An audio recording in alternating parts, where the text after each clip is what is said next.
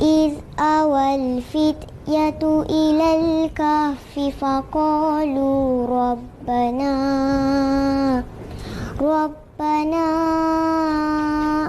آتنا من لدنك رحمة وهيئ لنا من أمرنا رشدا فضربنا على